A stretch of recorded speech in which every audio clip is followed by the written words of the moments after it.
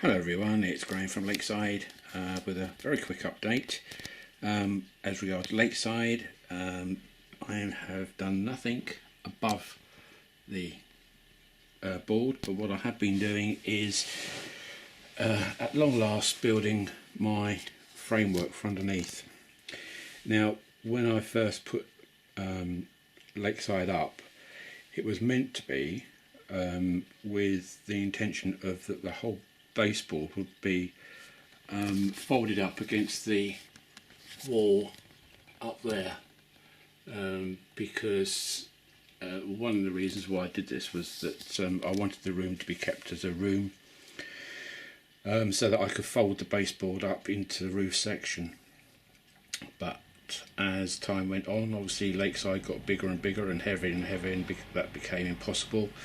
And obviously I extended across the width and the length here, so it was soon becoming very unstable with the existing framework. So what I decided to do before I went and did anything else on top of the baseboard was to strengthen the whole lot. So what I've done, I don't know if you can see, but I've run timbers the whole length underneath the existing framework. If you can see there's the one with the slots is the existing framework, and I put 3x1 all the way along, and the uprights there on this section and over on the extreme edge as well. I've got the bottom part to do now along there. And I've got the timber which I got today to complete that section over there, and then I've got to come along and do that section here which runs all the way through. So that side is done all the way through, that section is done on the outside, and I've just got this section here which you can see running through. I've got to run exactly the same as what I built there along here. That should complete all the framework, and the nice thing about that is two reasons really, and the other reason, the secondary reason, is that this will then form the area for my fiddle yard. So where you see those storage boxes up at the very end, the fiddle yard will come all the way down here to there, and it will come out to that level there, to this one here. So it'll be the width from there across to there and across to there. So that's going to give me about 5 foot width, I would think, plus obviously the length, which is 14 feet thereabouts. And then up at the end there will be the helix which I shall build. So as I've spoken to you before about it, I've got the track coming out just above those storage boxes, so that part is done, but obviously I need to connect it up with the helix. So that's the stage of play on Lakeside. That's why I haven't been putting any updates on it, because I've been building this lot, plus obviously the class 50 too. So I haven't forgotten Lakeside at all. It's just that I wanted to get this done first, because it was quite an important thing I had to do really, and that will also give me a chance to finish off all this wiring for the bridge across by the terminus, the platform lighting, all that is down there, and it's all apart at the moment while I'm doing this framework. So that's the stage of play for Lakeside. So Lakeside haven't been forgotten, it's just that there wasn't really anything to show you as such until about now. So really pleased with the framework. It's now, and the other thing was, because of the way the old framework, the MDF here, was made up, it was fine for what it was at the beginning, but as I say, because it got bigger and so forth, heavier, it was surprising how much out the board had become.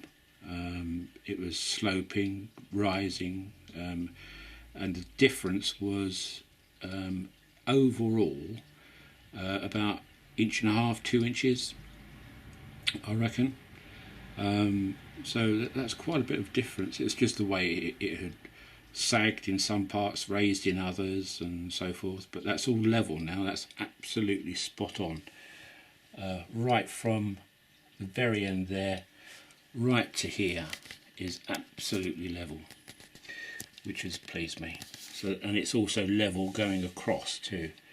And that's where the major issues were. It was actually not level going across. But obviously the weight, etc., was bringing it down.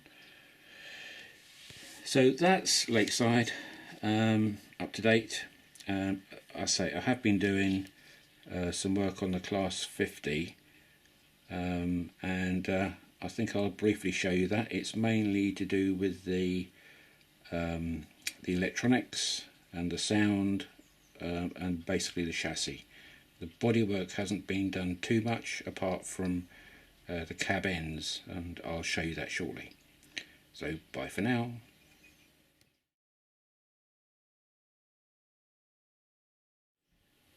Hello again. Right, we're in the conservatory, and I've got the Class 50 out, and so what I've been doing is finalising, really, finalising the position of the decoder, the smoke box, the wiring, the sound box, and the mount for the smoke unit, and you can see all that in front of you now.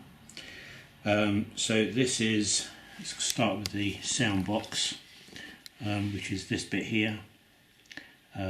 That is now version 3. I wasn't happy with the version 1. I made version 2 and it was okay-ish, but I wasn't happy with that. And now I'm on version 3 and I am happy with it. So the thing with the sound box is that two things really. One, it's got to be totally sealed from the outside elements. It has to have sound absorbing foam inside it, and number 3, most important, it has to be soundproofed from the and sealed from the outside elements. Can't iterate that enough. The slightest leak, even from, if you can see, I don't know if you can see, right, you can see 2 wires coming up from the speaker just there. Now they're a tight fit in that hole, but I should still seal them. And likewise with the speaker underneath the fuel tank there, that will be sealed as well. But I won't be doing that right at this very moment. I've got a few other things to do to it. I've got to spray all this anyway. It doesn't need it, but I will do.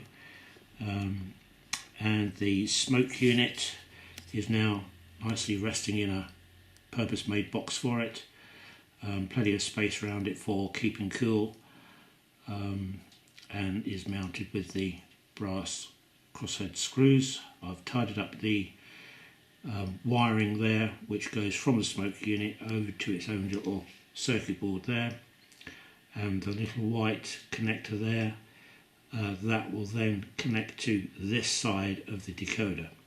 So I've positioned the decoder so that all auxiliary connections, i.e. smoke unit, lights, etc., will connect this side to keep the cables as short as possible, and this side very nicely now connects with reasonably short wires to the loudspeaker, the motor, and the pickups from the 2 bogies. So it keeps it as a nice installation. If I look down from there, what I've done is that just here I've coiled that cable here, this one, to allow for any movement going across here, so that it's not putting any stress or strain on the 2 solder joints across the motor, and likewise with the cable coming up from the pickups, I've allowed enough leeway there to give it movement. If you look at it, it's literally going to move, I don't know, 20 degrees either way, so there's not a huge amount of movement there. So that's that. What else have I been doing? Oh yeah, the bogies are now all complete, totally, all painted up, completely finished.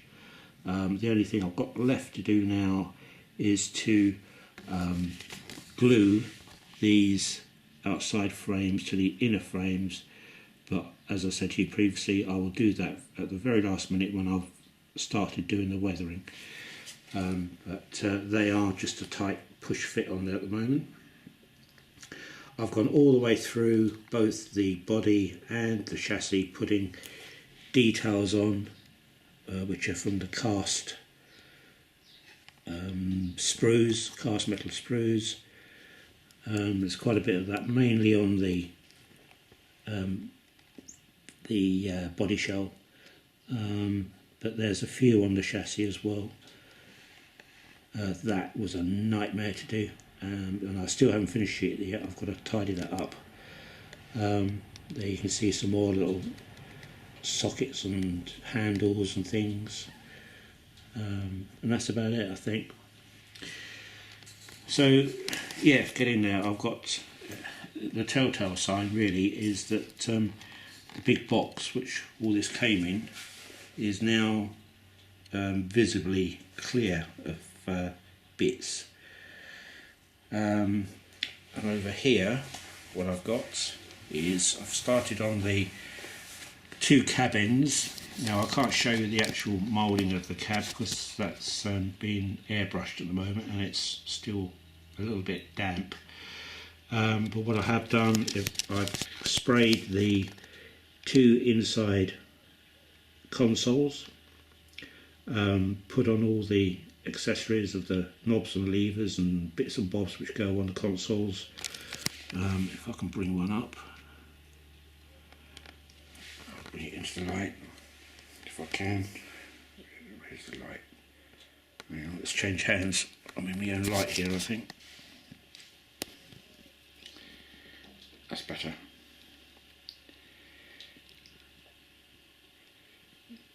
So I painted the square switches black and put some black on the dials. Added the... I'm still not getting a good light there, am I? Let's try it over this way. Ah, that's better. Added the knobs and levers, as you can see. Put little black knobs on the end of the levers. Now I found a very good two pictures actually of the inside of a Class 50 and a good description of what all the knobs and levers were, the console was always sprayed like a mid-grey, that's about the colour which it is, so I think I've got a reasonable match on that. And believe it or not, I didn't know, but the inside cab is like a creamy colour, Rail Match actually do the paint for it. So I managed to get that from my model shop yesterday. So the inside and the outside is being airbrushed at the moment. The outside is the yellow warning yellow, and the inside is the cream for the inside. It's called Diesel Cab Cream. I really didn't think that they were that specific, but apparently they are. So that gives you a good idea of the console, and it does look rather nice actually when it's inside the cab, I must admit. So that's that. And then down here I've got the two bulkheads. That's the one I'm holding is the rear bulkhead, and these two are the intermediate bulkheads, so they sit in front of this back bulkhead. Bring this up to the light. I wasn't going to, but I thought, oh, I might as well highlight. Let's get this in focus. I might as well highlight the wiring. So again, looking for reference, it's kind of what they had on the reference, but when you bear in mind a lot of this is not going to be seen when it's actually in the loco, but I thought I'd do it anyway. So I just piped on the orange for the conduit electrical piping, and then did all the auxiliaries which are painted black, plus the handbrake of course, the wheel, just brought out that circle, whatever that is, a couple of hinges, just adds a little bit of detail to it, but that's the colour of the inside of the cab anyway, this creamy colour. And then one of the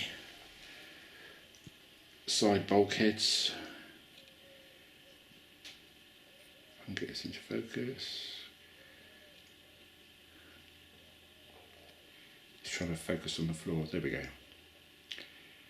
So again, I've highlighted the orange conduit, driver's seat, which is black leather, and I assume that's a heater to keep his feet warm in the winter, and again with orange for the conduit.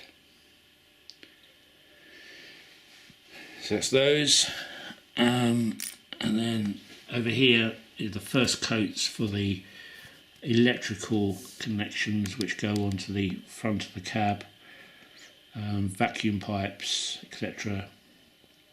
And there's three colours really. There's orange, which they basically are, then there's red on some of the vacuum pipes, and also what's it, red, orange and yellow. And I've got the yellow ones to do along with a couple of red ones. So we're getting there,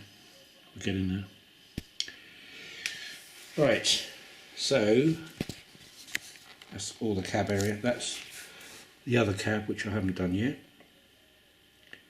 So all I've done there is just airbrush the cab cream on it, and that now needs to be highlighted as per that one. Right, going back to this. So what we have now is it all complete apart, the electrics I'm talking about, apart from hooking up the smoke unit, which is literally 4 cables to the decoder, so that's an easy enough job, and then of course the lights, and I'm having thoughts about the lights at the moment, which way I'm going to do it. There's a couple of ways I can do it, so I'm just sourcing information and material now for doing the lights. They will obviously be LEDs, but it's the way I wire them up, which is that's where I have the options. So I'm just going through a whole load of reference at the moment, how some people have done it, and then I should pick the best one, what I think is the best one anyway, and do that. But I can't do any of the assembly of the cab until I put those lights in, because putting anything else in first, you then can't fit the lights. So the lights are the next thing really to be fitted up. The sound, okay, right. I thought the first version was pretty good, but speaking to Ian, who is Lego Man Biff, I showed him the video, and yeah, it was fine, but he said to try and make the smoke box as large as possible, because it doesn't make the sound any louder, but what it does do, it adds extra bass. So I thought, right, I'll do that. Hence I'm on version 3, and version 3 is probably the version which has given me the best sound. Not the loudest sound, but the best sound, but it does sound louder. So when I start this up in a minute, you guys who said that you had to take your earbuds out your ears and it was quite loud, just be warned, because it is not louder, although it might sound louder. So let's give it a go. Let's start her up. So be warned, turn your volume down or take your earbuds out or whatever. So here goes. That's not me, that's a motorbike going outside. Right, so don't forget it's compressors on to begin with, for about 20 seconds on warm up, and then after about 20 seconds the engine goes, starts up, and then you have to wait about a minute or so for the engine to warm up before you can go anywhere. So here we go.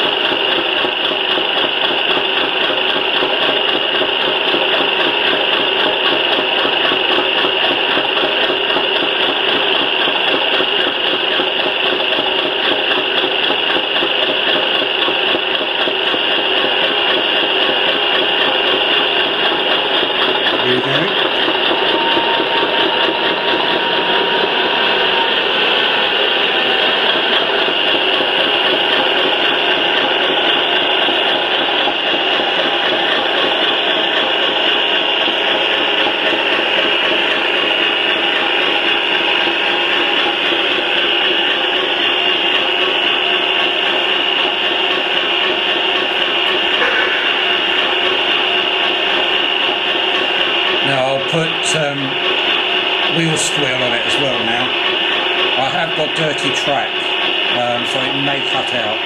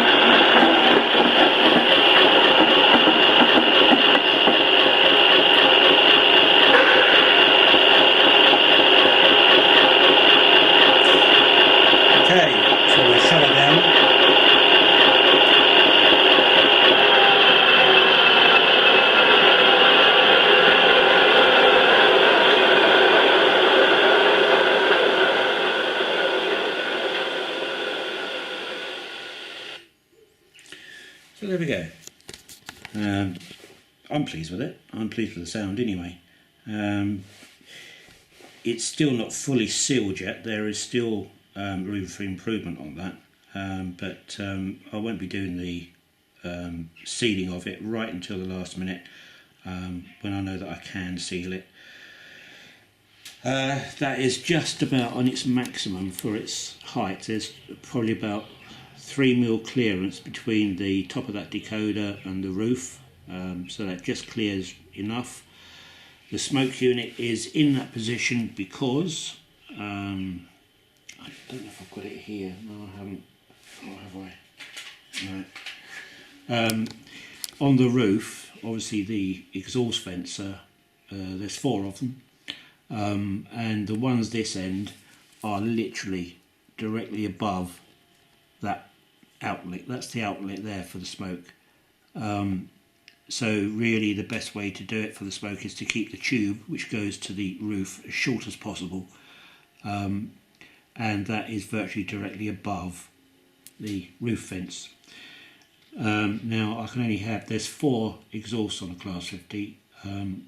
Ideally what I would like to do is to put a Y piece on here and have 2 exhausts coming. I won't be able to have the 4, but if I can have the 2 rather than just 1, I think that would make it work nicer. Well, look nicer anyway. So we have a excuse me. We have a situation now whereby I can take all that apart and spray it with the etch primer, and it's the whole chassis I'm talking about now. Etch primer and then the matte black. So that I can do virtually straight away. There's not much else I can do on that chassis. The only thing I need to do is sort this out, this white metal casting. It is a pig. It really is a pig. Nothing lines up. This is the only part of the kit I found so far which I found I'm having problems with. I'll sort it, but it's not a particularly nice job to do that one. Excuse me. So there we are. I'll keep it short for this week. Hope you enjoyed the Lakeside update. I say not much on that, but can't really help that. I want to get that framework done before I do anything else. This is going slower now, thank goodness. The Class 50. It's I don't want to do it too quickly. I know it looks like there's been a lot of work done. Well, it has been a lot of work done, but long way to go yet. Long way. Right, okay folks, that's it for now. So I will speak to you again probably next weekend, but if not, it'll be the weekend after. Okay, so bye for now, and have a great week. Bye.